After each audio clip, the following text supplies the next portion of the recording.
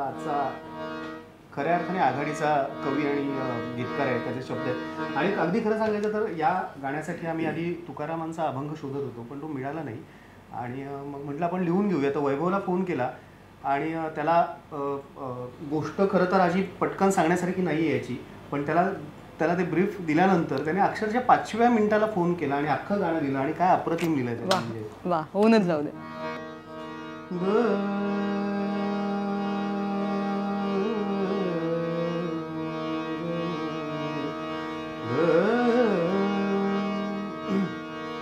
इलूसा हा देह किती खोल डोह, इलूसा हा देह किती खोल डोह, स्नेह प्रेम मोह मांदियाळी मांदियाळी, इलूसा हा देह किती खोल डोह, स्नेह प्रेम मोह मांदियाळी मांदियाळी, इलूसा हा देह किती खोल डोह,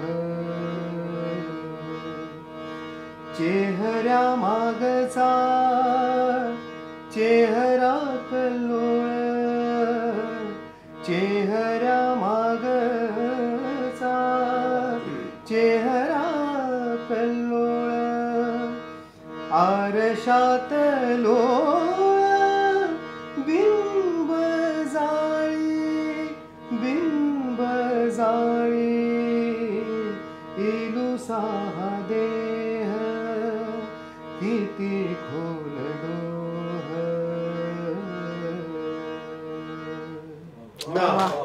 वा, खरंच फार अप्रतिम खरंच केलेलं आहे वैभवनी, आणि तू गायलंस ही सुंदर फार. अजित, मला तुला एक विचारायचं आहे की चित्रपट संगीत, नाट्यसंगीत, अभंग, बडबडगीत हे सगळं पुलंनी केलं आणि त्यात अत्यंत व्हरायटी होती.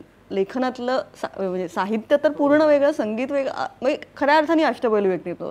आता तुला ही गाणी रिक्रिएट करताना त्यांच्यातला संगीतकार कशा पद्धतीने दिसला? 100% मला असं वाटतं. आणि पुलंनी फक्त स्वतःची निर्मिती असलेल्या किंवा स्वतः दिग्दर्शन केलेल्या चित्रपटांना नाही, त्यांनी इतर दिग्दर्शकांकडेही संगीत दिग्दर्शक म्हणून काम केलं आणि जवळजवळ 12-14 चित्रपटांना त्यांनी संगीत दिलं. बरं, आत्ता जसं महेश दादा म्हणाला की नाचरे मोरा, पण बालगीत म्हटल्यावर नाचरे मोरा किंवा अभंग म्हटल्यावरती इंद्रायणी गाठी गाणी शब्दा वाचून कळले सारे, की त्याच ताकदीची त्यावेळेला एवढे मोठे सगळे म्हणजे बाबूजी, श्रीनिवास खळे, वसंत प्रभू, वसंत पवार एवढे सगळे मोठे संगीतकार असताना त्या सगळ्यांमध्ये त्याच ताकदीची गाणी देणं, मला असं वाटतं त्यांनी पूर्ण वेळ जरी संगीतकार म्हणून काम केलं असतं तरी ते अगदी यशस्वी झाले असते. आणि आत्ता तू जे म्हणालेस की अशी गाणी जी आपण अगदी पारंपरिक अभंग असेल किंवा आपली भावगीत जी परंपरा आहे मराठीतली, ती गाणी कंपोज करताना 100% हा रेफरन्स असतोच त्यांच्या गाण्यांचा, म्हणजे पुलं असतील किंवा इतर त्या काळातले सगळे. आणि ह्या चित्रपटाबद्दल सांगायचं तर मला खरंच असं वाटतं की पुलं असं नेहमी म्हणायचं की माझं खरं पहिलं प्रेम हे सुरांवर आहे, जरी मी साहित्यिक असलो आणि लेखक असलो तरी. आणि ते त्यातच रमायचे संगीतामध्ये. त्यामुळे ही सगळी आजूबाजूची जी नावं आहेत, वसंतराव कुमारजी किंवा जे लहानपणापासून आम्ही त्यांचं गाणं ऐकून आणि त्यांचे किस्से ऐकून मोठे झालो, या चित्रपटाच्या बाबतीत मला असं वाटतं की त्यांचे किस्से काही प्रमाणात का होईना की ते पुन्हा एकदा आम्हाला बघता येतील स्क्रीनवर, याचाच आनंद खरंच तर जास्त होता खूप. की आज जेवढे संगीत प्रेमी आहेत, जे अण्णांवर प्रेम करणारे आहेत किंवा अभिषेकी बुवा किंवा वसंतराव, ते फक्त त्यांच्या गाण्यावर प्रेम करत नाही, ते व्यक्ती म्हणूनही त्यांच्यावर प्रेम करतात. आणि ते या चित्रपटात त्यांना त्याचाही आनंद मिळणार आहे गाण्या व्यतिरिक्त. अगदीच. महेशदा, मला तुम्हाला हे विचारायचं आहे की जसं पुलंचं सगळ्या अष्टपैलू व्यक्तिमत्व या सिनेमात सुद्धा आपण डोकायचा प्रयत्न करतोय, संगीतकार पुलं म्हणून तुम्ही कसे बघता? आपण कारण अनेक जण असं म्हणतात की त्यांच्या भाषेत सुद्धा, त्यांच्या लिखाणात सुद्धा एक लय होती, त्या संवादांमध्ये सुद्धा एक कुठेतरी लय सापडायची. तर याच्या अभिनयात सुद्धा ती लय आम्हाला दिसणार आहे का? कुठेतरी ती लय सतत असायची आतमध्ये. काही काही लेखनाची पुस्तक वाचणं मला सोपं जातं, कारण तितकं त्यालाच रिदम असतो त्या लिखाणाला. तर ते मला खूप भावलं. आणि मग ह्या सिनेमाचं म्हणायचं तर म्हणजे मला असं वाटतं की आता मी सागर आहे सिनेमात, आमचा सिनेमा म्हणून म्हणत नाही, पण आता मला कोणीच दिसत नाही, कोणीच तो रोल केला नसतो जसं सागरने केलेला आहे. पुरुषोत्तम लक्ष्मण देशपांडे माझं नाव. तुमचं? अहो बाई अशी हाक मारूच शकतो, पण काय की अनेक अहो असतील तर मी नक्की कुठल्या अहोंना अहो म्हटले हे कसं कळणार हो? गोविंदराव टेंबे जन्माला आलेत आपल्याकडे. काहीतरी काय बाबा, गोविंदराव किती मोठे अरे आदर्श नेहमी मोठाच असावा पुरुषोत्तम. मुजरा सरकार. मुजरा मुजरा हा मुलगा जन्मभर त्याला आनंद वाटेल तेच करणार आहे आणि दुसऱ्यांनाही आनंद देणार. प्रत्येक अभिनेता एक व्यक्तिरेखा साकारताना त्या व्यक्तिरेखेचा इनर रिदम शोधत असतो आणि आता जसं मी पुलंचाच एक इनर रिदम होता, तो खूप अनेक त्यांच्या सगळ्या कलाकृतींमध्ये जाणवत राहायचा. ते तुला व्यक्तिरेखा साकारताना सुद्धा तशी काही मदत झाली का? हो, एक तर काय की आपल्याकडे माझा सगळ्यात मोठा चॅलेंज हा होता की आत्ता यूट्यूबवर किंवा त्यांचं जे डॉक्युमेंटेड व्हिडिओ मटेरियल जे आहे, जे आत्ता प्रसिद्ध आहे आणि अवेलेबल जे आहे, तर त्याचा शेवटचा रेफरन्स हा गुळाचा गणपती आहे. गुळाच्या गणपतीच्या अलीकडचं फिल्ममधलं किंवा त्यांनी वाचनं अभिवाचनं म्हणा किंवा त्यांचे परफॉर्मन्सेस अवेलेबल नाही आहेत, कारण मला वाटतं त्या काळात शूटच केलं गेलं नसेल किंवा नसेल डॉक्युमेंटेशन. सो त्याचा आधार म्हणून अमोलने एक पुस्तक आणलं होतं, जो आमचा सगळ्यांचा आधार होता. ते चित्रमय स्वगत नावाचं पुस्तक होतं, ज्याच्यामध्ये त्यांनी म्हणजे काळानुरूपच फोटोज होते त्यांचे. सो मला बॉडी लँग्वेज करता मी ते फोटोज माझ्या डॉक्युमेंटेशन करता ठेवले होते आणि त्याच्या म्हणजे काळानुसार त्यांच्या आयुष्यात घडलेल्या घटना आणि ह्याच्यामधलं कॉन्ट्रीब्युशन म्हणजे साहित्यामधलं किंवा संगीतामधलं किंवा परफॉर्मन्सेसचं, तर ह्याचा एक पट माझ्याकडे तयार होता. उरली गोष्ट त्या रिदमची, तर त्यांचं आपण इतके वेळेला ऐकलेलं आहे, तर तो रिदम फक्त ठेवला होता, त्यांच्यासारखं करण्याचा प्रयत्न मी केला नाही किंवा आम्ही दोघांनी नाही, आणि ती कॉपी नाहीच दिसत आहे. तसं नव्हतं करायचं आम्हाला.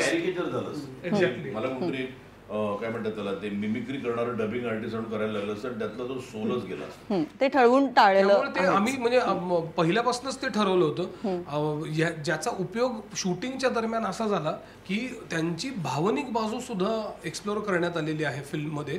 आणि ती एक्सप्लोर करताना आम्ही दोघं जण अगदी त्या वन पेजवरतीच होतो, म्हणजे विनोदाचा भाग असू देत किंवा ह्याचा भावनिक किंवा इमोशनल पार्ट असू देत, we are on the same page, ज्याच्यामुळे सुद्धा खरं तर रिदम सापडायला मदत झाली. आणि दुसरी गोष्ट, रत्नाकर मतकरींचे डायलॉग्स होते, म्हणजे गणेशची पटकथा आणि रत्नाकर मतकरी सरांचे डायलॉग्स होते आणि त्यांनी अनेक नाट्यरूपांतरं केलेली आहेत. पुलंचं व्यक्ती आणि वल्ली त्यांनी केलेलं आहे, आसामीचं नाट्यरूपांतर त्यांनी केलं आहे, त्यामुळे त्यांना ते रिदम खूप माहिती आहे पुलंचा.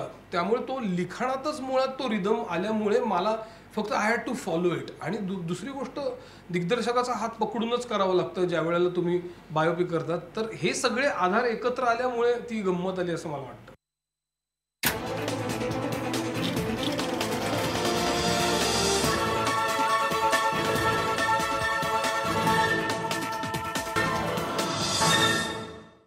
हे वर्ष म्हणजे मला खरंच प्रिऑक्युपाय गेलं भाईंनी. माझे 2 सिनेमे मी खूप माझ्या आयुष्यातले सगळ्यात महत्त्वाचे सिनेमे माझे 2019ला रिलीज होतील. एक भाई पूर्वार्ध उत्तरार्ध आणि पांघरुण नावाचा सिनेमा. त्यामुळे मला हे वर्ष क्रिएटिव्हली मला द मोस्ट सॅटिस्फाईंग होतं. महेशदा, खरंच थँक्यू सो मच. आजची मैफल खूप सुंदर झाली तुमच्या सर्वांसोबत. भाई या सिनेमासाठी आणि पुढच्या सगळ्या प्रोजेक्टसाठी तुम्हाला सगळ्यांना खूप मनापासून शुभेच्छा आणि हॅपी न्यू इयर. पण हॅपी न्यू इयर. पण खरं सांगून आम्ही आता आपण पण खूप इंटरव्ह्यूज केलेत. गंमत येते ज्यावेळेला ना खूप छान इंटरव्ह्यू घेतला जातो. So I really need to thank you. तू कन्सिस्टंटली खूप चांगले इंटरव्ह्यूज घेतेस. नाही तर अर्ध्या ते खूप ठिकाणी असं होतं ना की अरे काय बोलावं काय नाही, पण you have really conducted the interviews well always. Thank you so much. Thank you.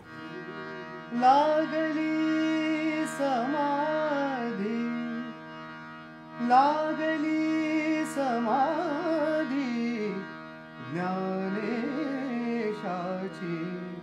ज्ञानेशाची. Indrayani काठी, इंद्रायणी काठी देवा, इंद्रायणी काठी, इंद्रायणी काठी. देवाची आळंदी, देवाची आळंदी लागली समाधी, लागली समाधी ज्ञानेशाची, ज्ञानेशाची.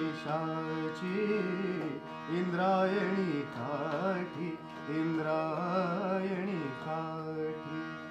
मागे पुढे दाटे ज्ञानाचा उजेड, मागे पुढे दाटे हो, मागे पुढे दाटे ज्ञानाचा उजेड, अंगणात झाड, अंगणात झाड, कैवल्याचे इंद्रायणी काठी, इंद्रायणी काठी, देवाची आळंदी, देवाची आळंदी लागली समा